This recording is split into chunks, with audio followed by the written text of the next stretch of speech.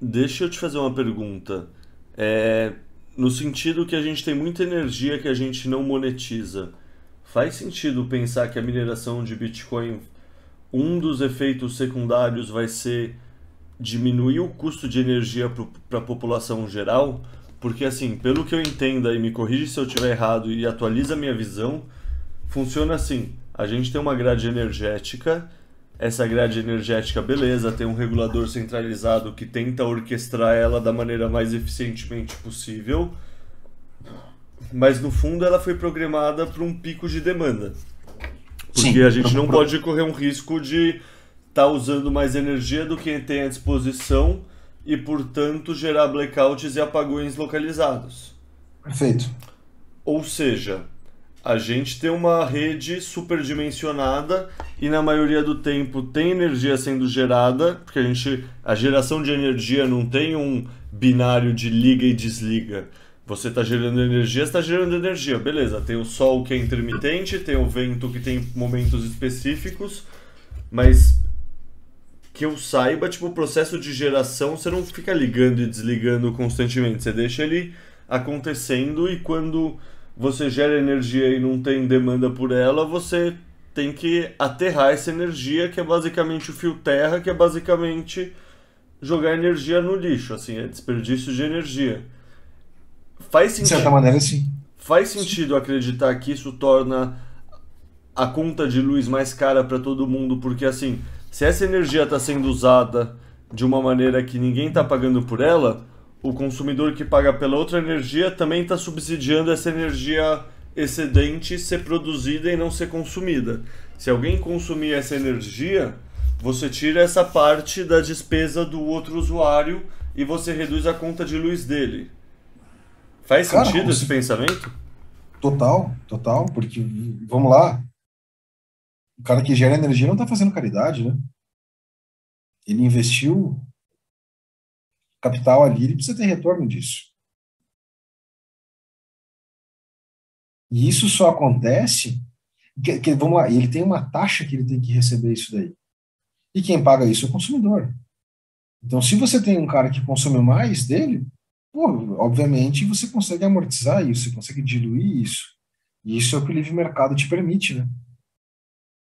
Você vai aumentar a demanda por energia, justamente nos momentos onde você não tem uma carga tão grande da rede. Porque esse é o ponto principal. O minerador ele não pega a energia que o sujeito está usando em casa.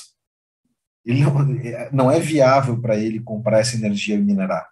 Ele precisa ter uma energia mais barata. E qual que é essa energia mais barata? É a energia que não é utilizada. Então, ele supre os buracos que tem dentro da oferta de energia.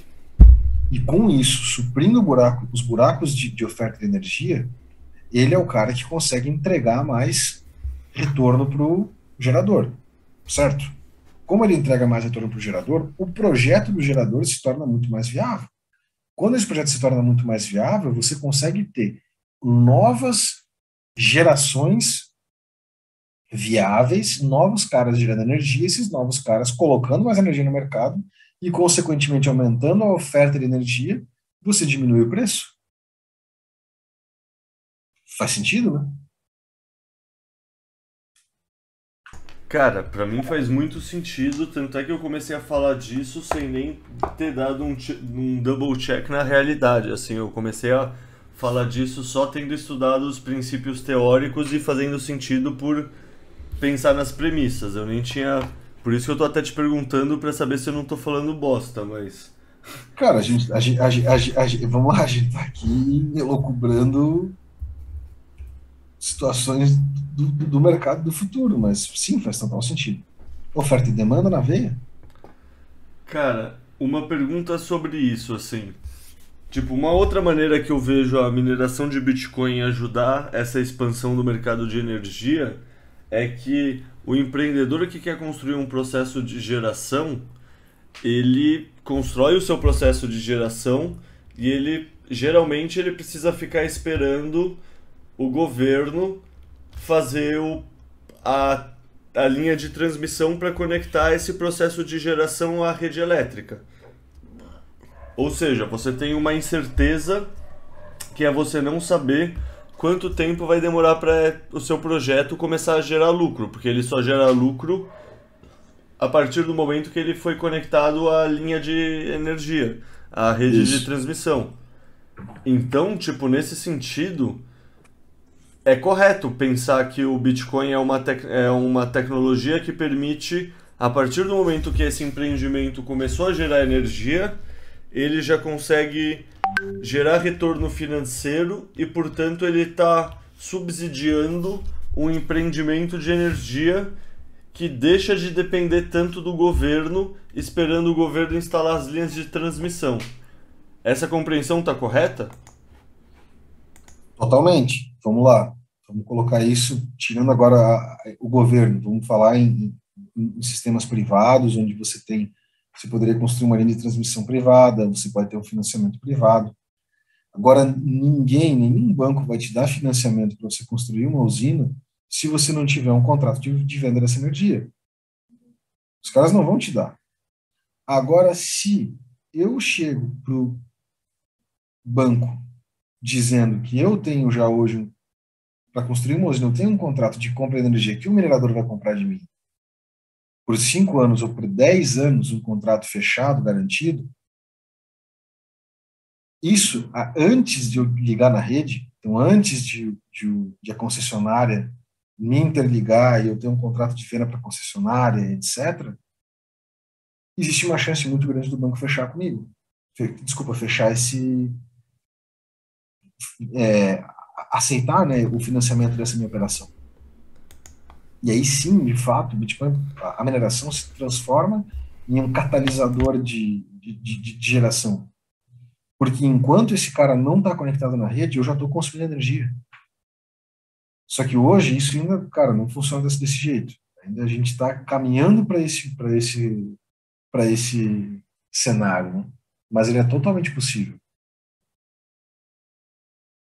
Vamos lá, numa...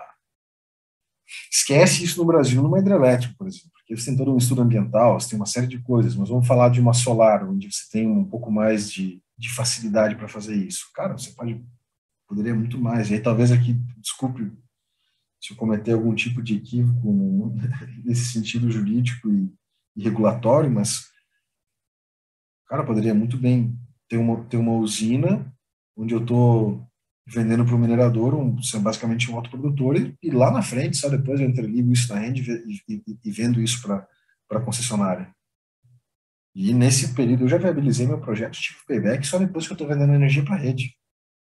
E aí com isso, basicamente, eu viabilizei uma usina que antes não seria viável.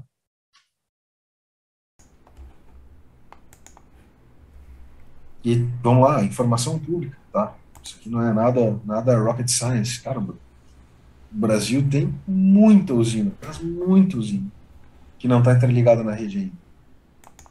Tem muita gente querendo construir usina porque ainda não tem a autorização para interligar ela na rede. Como esse cara não tem autorização para interligar ela, ele não consegue fechar um contrato de venda dessa energia para a concessionária. Como ele não consegue fechar esse contrato de venda, ele não tem financiamento e, por consequência, ele não inicia a construção.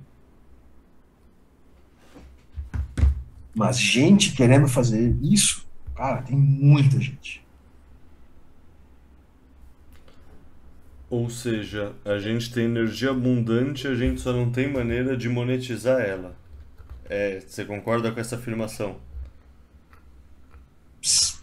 Mais do que só energia abundante, a gente tem muito capital disposto a ser empregado nisso que não é empregado por uma ineficiência no modelo em que isso é organizado no Brasil.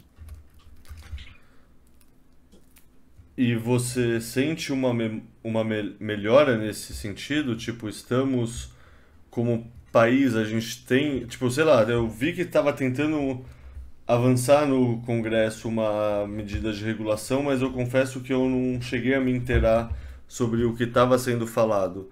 Mas, tipo, você diria que em linhas gerais a gente está avançando num sentido regulatório, legislativo, ou o que vier vai chegar para piorar a situação? Cara, a última informação que eu tive é que o PL foi para o ano que vem, né? Então, não vai ser votado esse ano. E só que ao mesmo tempo é aquele ponto, cara, a gente tem que fazer as coisas por nós, né? Se o dia que a gente esperar que a regulação esteja 100% bonitinha e preparada, se foi o timing, né? Então, basicamente, sim, eu acho que a gente está num processo em que as coisas já são menos obscuras do que eram há alguns anos atrás, mas a gente está longe, longe, longe de ser uma jurisdição em um terreno que seja fértil e profícuo para isso.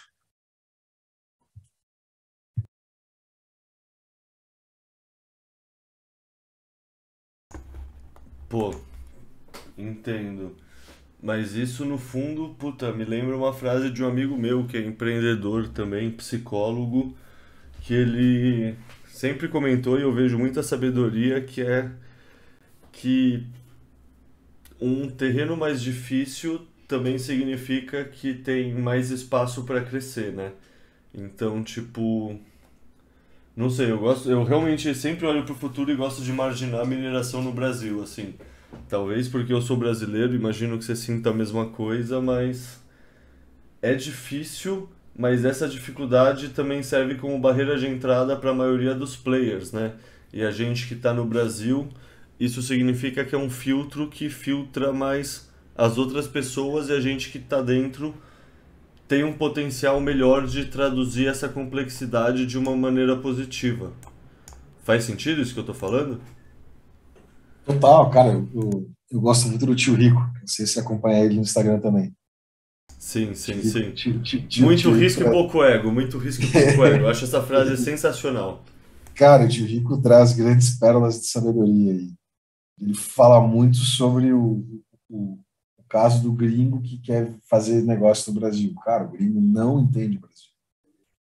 Cara, essa loucura que a gente vive aqui é nossa. Então, de fato, quem sabe fazer aqui, faz em qualquer lugar do mundo. Porque aqui tudo é complicado. Então, de fato, sim, quem consegue fazer aqui tem uma grande oportunidade porque a barreira de entrada é muito alta. E a barreira de entrada aqui, ela é uma barreira de entrada regulatória do sistema, da loucura que a gente tem. Só, muito rápido, quando eu fui abrir na época, importadora de peça, um escritório, tá? Basicamente era um escritório.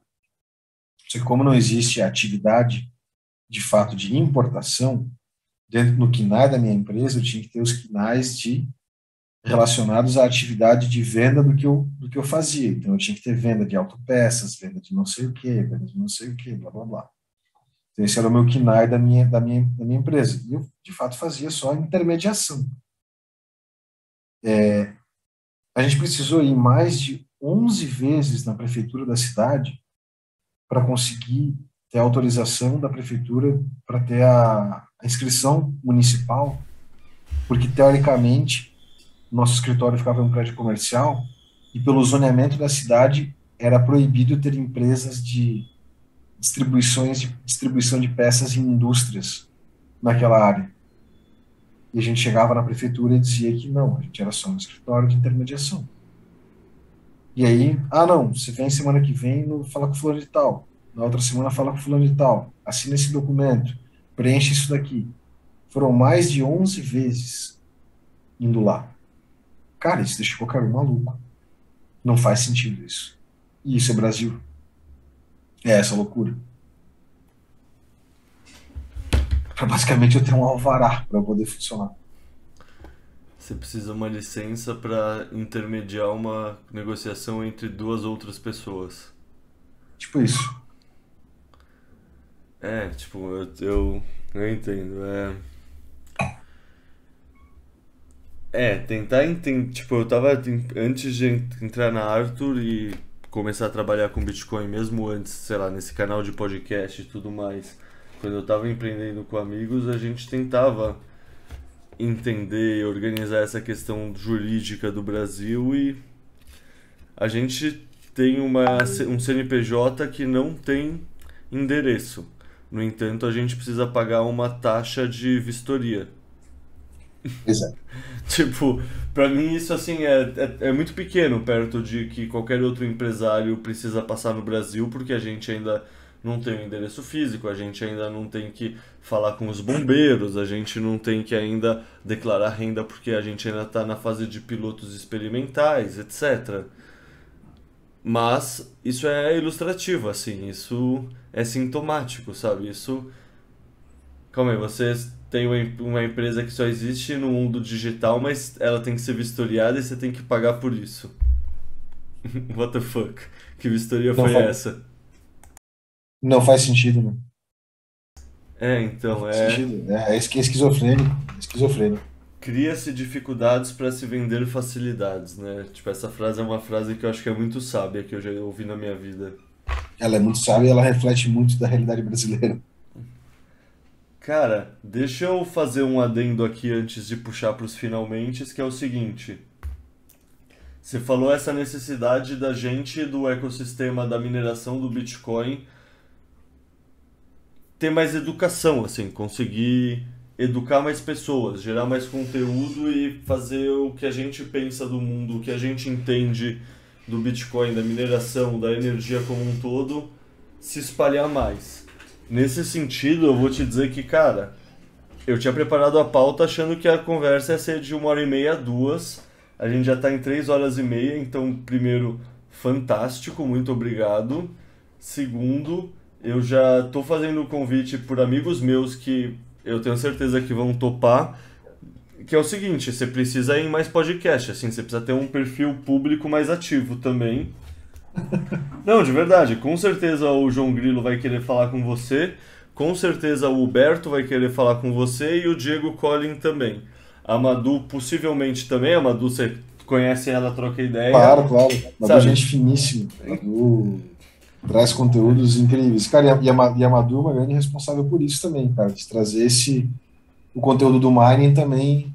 Sim, não, total, Todo, total. Tipo, ela foi a. Ah, ela que me indicou pra Arthur. Tipo, eu sim, poderia falar muitas coisas no plano macro, no plano não pessoal, mas no plano pessoal eu tenho uma dívida de gratidão, inclusive. Tipo, sem dúvida.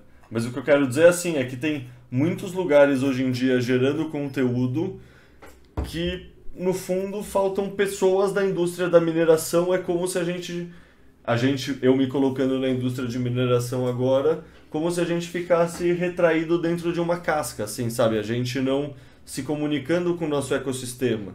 Tipo, fica, assim, de muitos dos caras que eu conheci, e vamos lá, do que a gente tem hoje, existem os mineradores, uma galera mais, vamos falar mainstream, assim, palavra errada é essa, mas azar. Só que tem muito cara grande, tá? Que é minerador, que esses caras, velho, eles estão ali. Você vê esse cara na rua, você não faz a mínima ideia quem que ele é. É tipo o cara que eu conheci lá, que me falou quanto que cada máquina gerava, e foi o cara que fez eu querer virar minerador por conta própria.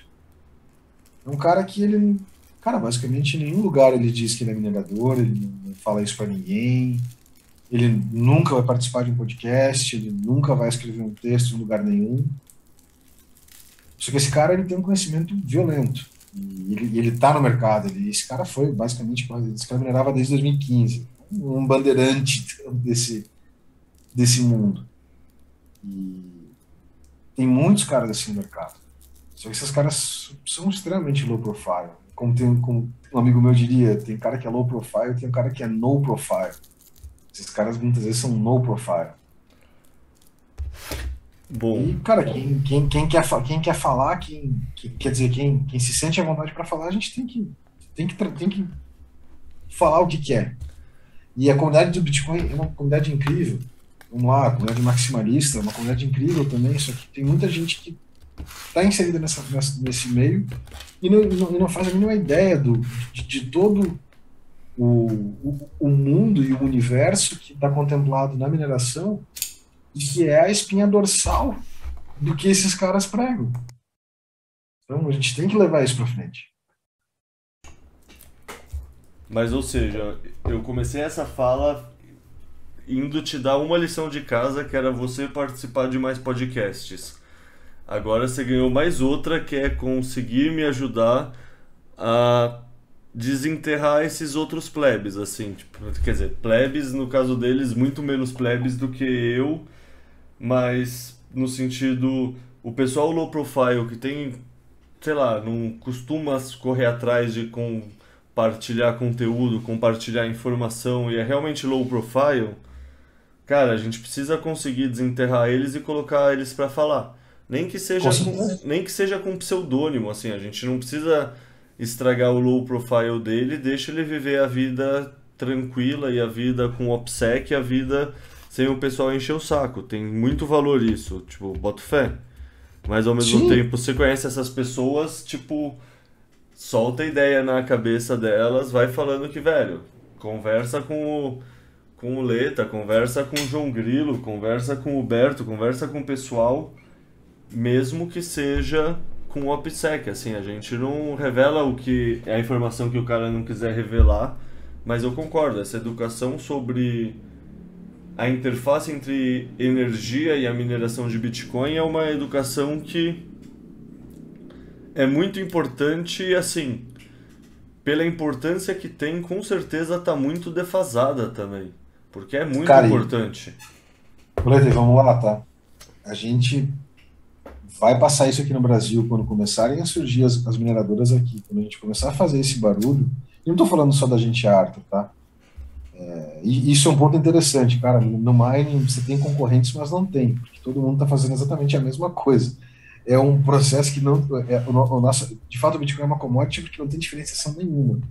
O mesmo Bitcoin que eu produzo é o mesmo Bitcoin que o cara da Marathon produz. Ponto. E a gente quer que isso seja assim e a gente precisa que a rede cresça. Quando a gente começar a crescer isso no Brasil, sejamos nós da Arthur, quem mais for, a gente vai tomar pancada. Vai ter político histérico berrando, dizendo que a gente está fazendo um atentado, crime ecológico, crime ambiental por estar minerando Bitcoin no Brasil. Vai ter cantor, gente famosa des- colocando fogo nisso porque a gente está consumindo energia, que teoricamente para eles isso não é um uso digno e justo da energia. Então a gente tem que ter uma comunidade muito forte, muita gente letrada nisso, para a gente conseguir ter esse contraponto.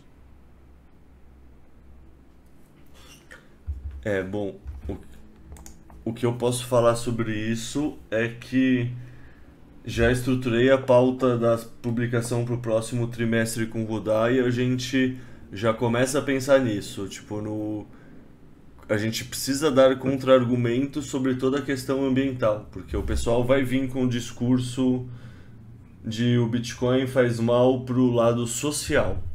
Esse Vai, discurso vai vai. rolar. Esse é um vetor de ataque e qualquer pessoa que entende mais um pouco sobre o sistema de incentivos do Bitcoin sabe que é o oposto. O Bitcoin é um dinheiro justo por definição. Você não ganha dinheiro por não fazer nada. Você ganha dinheiro por prova de trabalho. Você ganha dinheiro se você executou algum trabalho. Ele é um dinheiro que ele é inerentemente justo. Ele não consegue ser injusto. Exato. E isso é uma coisa que inerentemente melhora o sistema de incentivos da sociedade. Então, eu concordo 100% com essa visão que a gente vai ser atacado nesse lado e é um negócio que a gente já começa a pensar numa pauta editorial. A gente tá pensando primeiro numas coisas mais do dia a dia, sabe? Umas coisas que como estava sem ser trabalhado a gente está trabalhando, mas sem dúvida esse é um vetor de ataque futuro, não é só a questão de energia, mas é a questão do social também e da desigualdade. Então é algo que é importante a gente, como bitcoinheiro, começar a afiar a língua, que quanto mais a gente crescer, mais vai ser um vetor de ataque e mais a gente vai ser cobrado a saber contra-argumentar isso aí. Cara, com certeza. A gente vai sofrer esses ataques. Isso não tenha